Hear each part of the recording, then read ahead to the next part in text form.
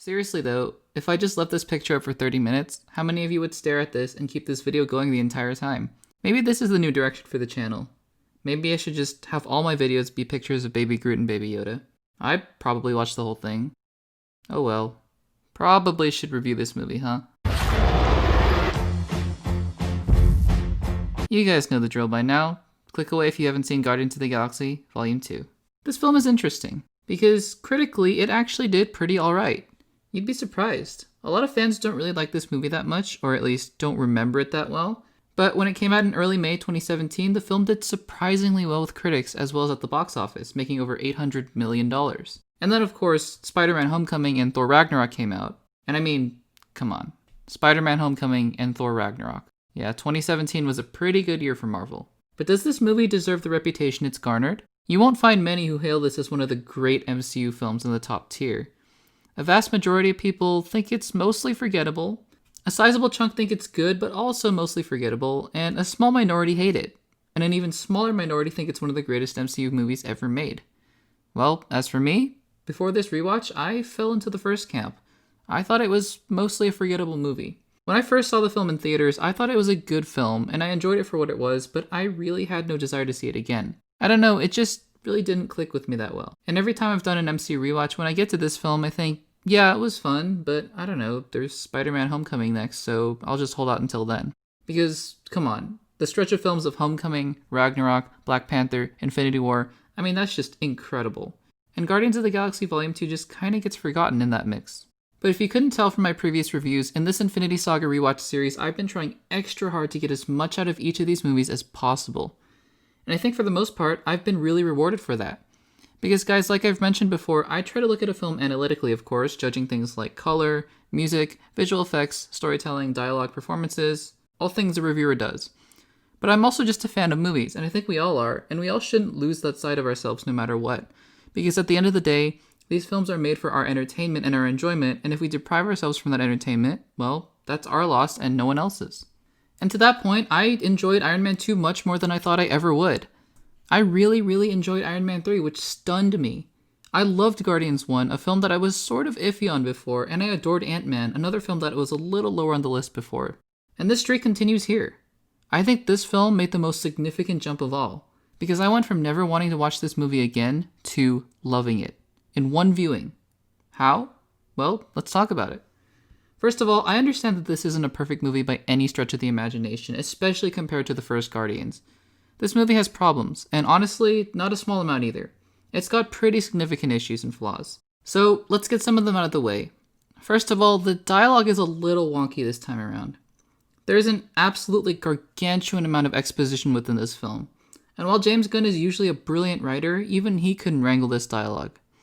And so you'll find in a lot of scenes, he just resorts to the characters staring off into the distance and just spouting off line after line of backstory information.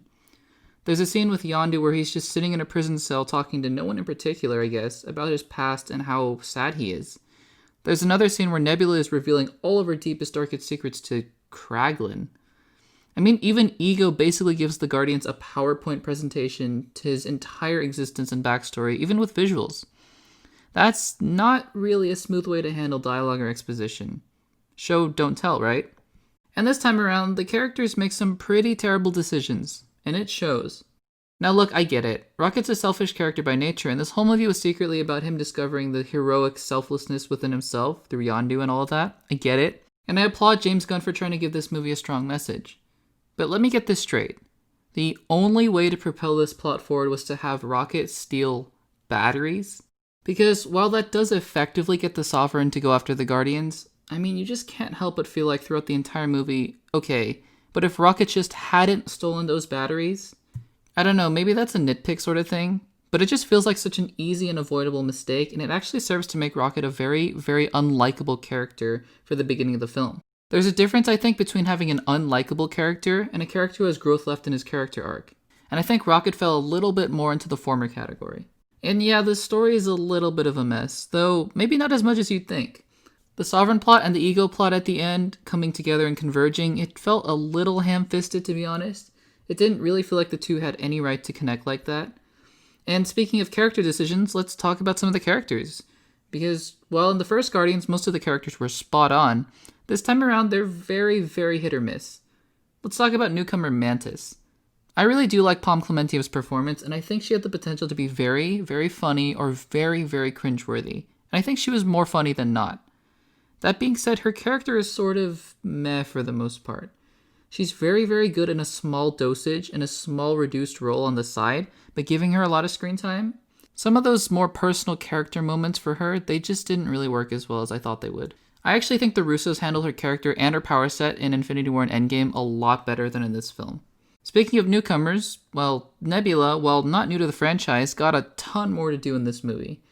And I have to say, I still don't really like this character. Yes, she's got a lot more development in Endgame, but even so, I just never had any attachment to this character at all, or to Karen Gillan's sort of gritted teeth, snarling, yelling performance that she gives in every movie. Or at least in every Marvel movie. We've touched on Rocket earlier, but the last person that I want to mention in the negative category is Drax.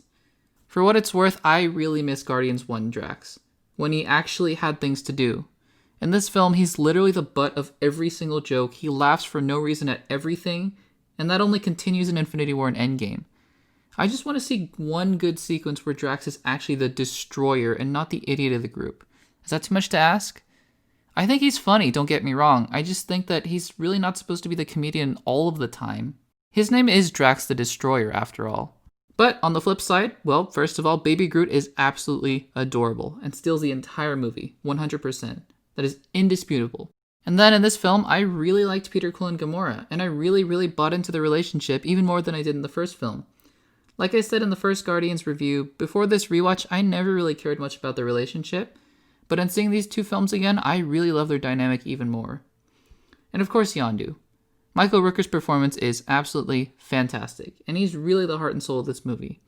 I mean, talk about a character who experienced massive growth between the two films because he was just kind of there in the first movie, but man, in this film, what an absolutely amazing arc. If James Gunn had to be commended for only one thing, and he shouldn't be because he should be commended for a lot of things, it would be Yondu's character and his arc in the movie. Hands down.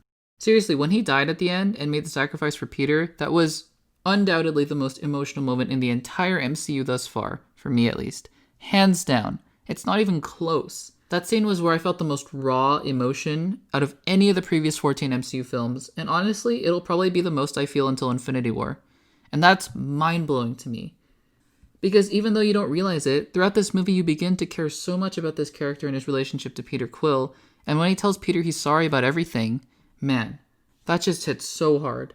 It was unbelievably well done. One of the best scenes in the MCU, by far. And that's what's so great about this movie. James Gunn doubles down on the emotion, and that's awesome. He doubles down on the heart and soul of the movie, and just playing with the emotions of the audience in all the right ways. I vividly remember when Ego said it broke my heart to put that tumor in her head, the entire theater gasped so loudly, and it was one of the most shockingly devastating moments in any Marvel film. And another thing that I noticed almost immediately was the color.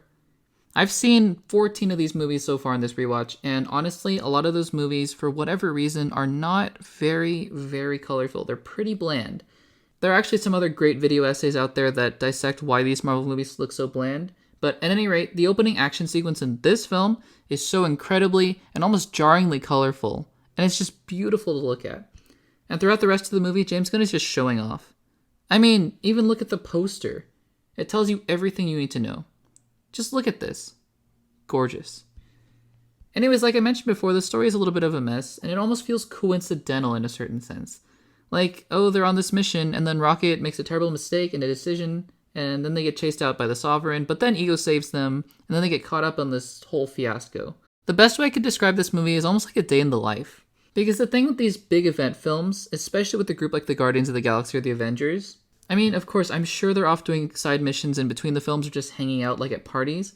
But when you're watching a film about these characters, you assume that you're watching some real big significant event in their lives. And that's why it's a movie, not just them hanging out and eating shawarma, which is just a post-credit scene.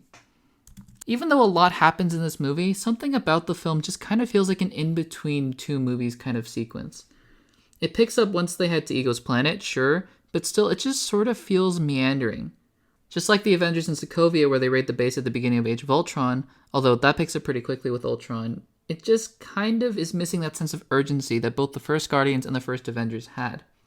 Speaking of Ego, is it time for everyone's new favorite segment, Bash the Marvel Villain? Well, not exactly. So here's the thing with Ego, at least in my opinion. First of all, Kurt Russell plays him about as well as he could have, and he's charming and charismatic enough to have you care, I guess, and you buy into him a little bit. But you kind of suspect from the very beginning that he's the villain, even though you don't really know how it's going to play out. And I guess if you're going to have a villain that's evil for evil's sake, I guess this is one way to do it. It's not horrible, by any stretch of the imagination. I mean, yes, he's just trying to kind of devour the universe for the sake of it, sure, but it's not nearly as bad as, say, Ronin.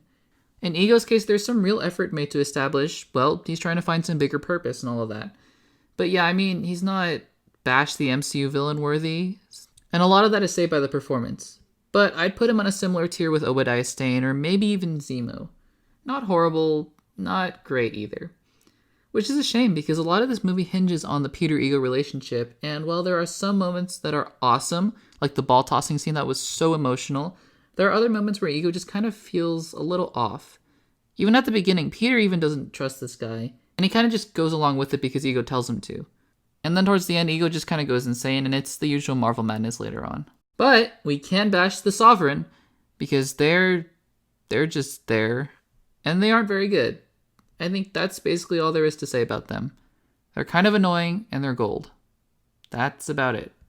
It wouldn't be a Guardians film, though, without some great music. And although I vastly prefer the soundtrack to Volume 1, there are some real great gems in here, like Mr. Blue Sky and Come a Little Bit Closer. I just personally think the soundtrack for the first film is much better, but that's just me. Feel free to let me know what you feel and which one you prefer in the comments down below. So, why did I say I like this movie so much? I mean, thus far, based on what I've said, it just kind of feels like I didn't like this movie that much, or I'm kind of mad on it. Well, for me, there are two reasons why I really like this film this time around, despite all of the flaws. The first one I touched on earlier, and I'll get back to that later, but the one I want to talk about right now is comedy. Guys, this movie is genuinely hilarious. First of all, and I don't care if you guys disagree, although I, of course, respect your opinions, but I think the opening sequence of this film is the best in the entire MCU by far, and it's not even close. And I don't mean the prologue before the Marvel logo with Kurt Russell as Ego, I mean the title sequence with Baby Groot dancing to Mr. Blue Sky. Seriously, I think that sequence is the single best opening sequence out of all 23 MCU movies, and it's not even close. Yup, even beating Infinity War, Endgame, Civil War, Ragnarok, all of them. Easily. This movie is just genuinely so funny. This film builds upon the jokes and the humor of the first film, which was already super funny, and just gives us more. And in this case, the more the merrier. The Taserface bit is so good, and the scene where Baby Groot is trying to figure out where Yondu's fin is comedy gold. You put Baby Groot in any situation, and he's going to be awesome. Like the scene where Rocket's trying to explain the bomb to him. And the second reason, which I touched on a little bit earlier, is just that this film feels more human. Because while Rocket stealing the batteries is a really dumb move on his part, it shows that he's a flawed character. This movie is not afraid to show that these characters are flawed and have issues with them. These are real people, not just superpowered people like in Age of Ultron, where the Avengers are just flipping around and being basically living machines and gods. These are characters who have deep-seated flaws in them, and that's what makes this movie so enjoyable, because it feels so real. For me at least, you pair these two together with some awesome action and you have a movie that is thrillingly entertaining for a couple hours while also being emotionally sound and powerful. That's why the Yondu moment at the end works so well. In the end, Guardians of the Galaxy Volume 2 is a joyride from start to finish. Are there problems? Absolutely. This film has some downside, and pretty significant ones at that. But upon watching this movie again, I found that the upside significantly outweighed them. This film is genuinely funny, heartfelt, emotional, and character-driven. As surprised as I am to say this, I think at the end of the day, after all this is said and done, Guardians Volume 2 may even make the top 10 of my MCU rankings. We'll see though. For now, I'll give Guardians of the Galaxy Volume 2 a B- and a 7.9 out of 10. I am Groot. Mm-hmm. I am Groot. Uh-huh. I am Groot. Why are you the way that you are? Comment down below with your favorite moment from Guardians of the Galaxy Volume 2. Make sure to subscribe if you haven't already to keep up with all the new content coming your way. Give this video a like to support the channel and hit the notification bell to stay up to date with all the new videos that are going to be coming very soon. Thanks for watching, and I'll see you in the next one.